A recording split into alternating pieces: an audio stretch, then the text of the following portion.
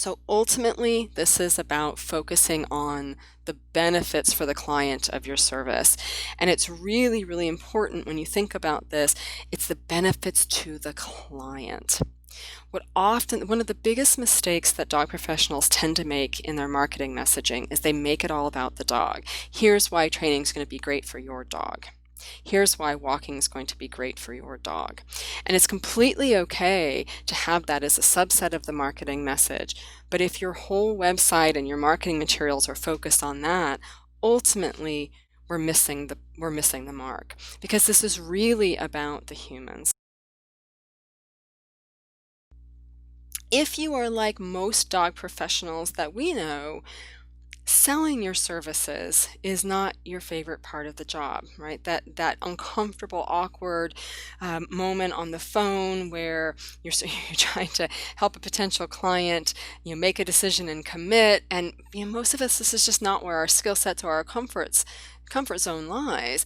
And I want you to imagine knowing that the vast majority of the time when a potential client calls you, they've already decided to hire you, and now they're just sealing the deal. That's really ultimately the goal of your website. If your website is doing its job for you, it's not just your most important marketing tool, it's not just your storefront, it's your most important sales tool. And we want to make sure that your website is doing this job for you. There's an interesting statistic that suggests that 70% of buying decisions are already made before a client reaches out, before they email or they call, before they talk to someone. And we want your potential client's decision to be not, well, I'm going to do it if it's not too expensive, or, well, I have these 4 questions, and then depending on the answer, I'll think about doing it. We want their decision to be, this is the dog trainer or dog walker that I want, and I want to call and get moving. I want to take the first step.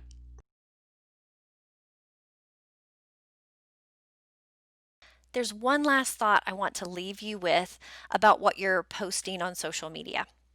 It comes from another social media marketing expert, and this one is from Mark Schaefer, who says that marketing isn't about our story, it's about theirs. If you look back through your social media and see how many times your posts are about you, and you start to notice it's pretty frequent, then we know we have a problem. We have to get out of the habit about talking about ourselves all the time and spend more time talking about our audience. Don't just tell me about your upcoming puppy class.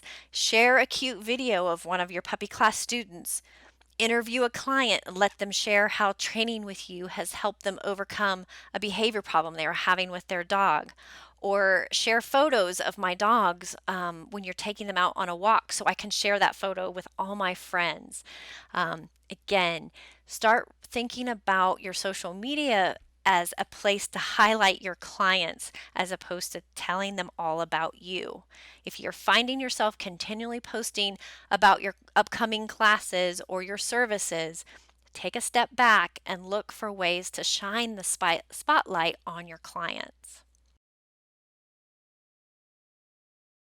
You've got to carve out the time. So you have this overall marketing calendar now, right? You know which projects to do and you know which time of year to do them, but the time won't make itself. It's so easy for month after month and week after week to pass and just not get to these things, right? And so what I want you to think about doing is setting aside a regular block or blocks of time in your schedule every week. The time that you always do your marketing, whether it's Thursday from 4 p.m. to 7 p.m. or it's Saturday mornings from 9 to 1, or you've got 2 different blocks of time, but to set aside a nice chunk of time every week.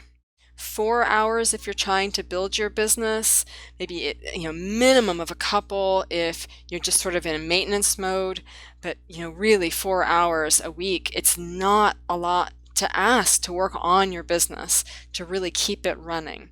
So find those hours, set them aside. Don't leave marketing to when you have time, because that time is not going to magically appear.